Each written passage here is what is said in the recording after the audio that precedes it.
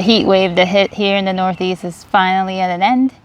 I'm feeling some drops now. We should be getting some rain, much needed rain very soon. So I'm going to make a quick little tour here on PlotB and show you where we're at. The first one I'm going to show you is the Aunt Molly's ground cherries. So we started this inside back in March, and they've got lots of fruit, and they haven't grown that much. There's lots of ants too. I think that's because of the rain. Like this one has hardly grown any at all, but it's still got lots of fruit. And I've had to stake some because they just like to sprawl on the ground. So I wanted to get the fruit. See, if you don't get the fruit off the ground, little buggers get them. I'm gonna get this up a little higher. But yeah, there's lots of fruits on this, so I'm very excited. So you wait till the husk gets a papery, brownish, and you want to pick it up when it falls on the ground, not beforehand. And the fruit should be a nice orangey, dark orange color. It's supposed to be really sweet. And there's only like 2 varieties that I've seen on sale. There's one that's a pineapple something. So I'll try that one next if this one is delicious. The only other things that I specifically grew in this space are peas. The snap peas and the shelling peas.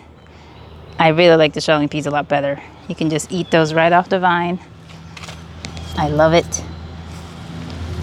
I mean, you could eat the snap peas the same way, but it's really better cooked. Now, I didn't have the best soil over here. I just planted them in virgin soil with wood chips that's been sitting here for a season, but it just didn't do well. I got a lot of slug damage. It's a lot more shade over here. There's this giant maple and this giant branch overhead that we are gonna work on getting down at the end of the season. And that should help out with the slugs. And then I can expand this space a little bit more, take out this bush here. It's the one that flowers, really the first thing that flowers in the spring, the yellow one. Yeah, not a lot of the peas came up. They got eaten by the slugs, and what did come up had very little fruit and continued to be massacred by pests. And also while we're here, the tomatoes that I put on the other side, the unknowns. I believe this is a San Marzano. The other 2 or 3 aren't fruiting yet, so I don't know what they will be. And then everything else in this bed, in this area, pretty much were leftovers, things I didn't know where to put because I had too many of them, or they volunteered, like the lettuce.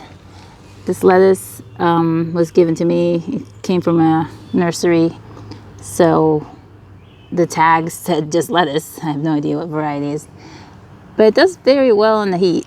It is starting to bolt now, but it's still some of it still very edible.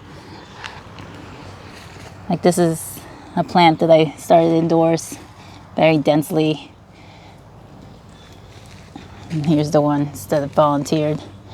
These get a little bit more sun, so these are bolting. They just start reaching for the skies. And then otherwise, I've got kale.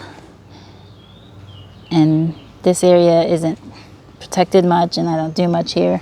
That's why I'm calling it the wild bed. So the cabbage moths, for instance, have just made a home here.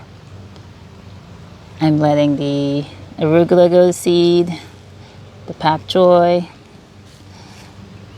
some more Swiss cheese kale over here. The Swiss chard, though, is delicious. They're doing okay here, and I'm eating out of them. This is I potted some thyme.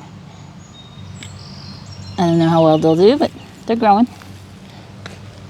Oh yeah, I also, let's see, this is a red Malabar spinach. I don't really care for the flavor as far as eating them in a salad. They've got that like a sliminess to them like you get with okra. But I haven't tried cooking them yet. So when this gets bigger, I'll do that. See if I like that better. Otherwise, won't be planting that anymore. We've also put in some bunching onions.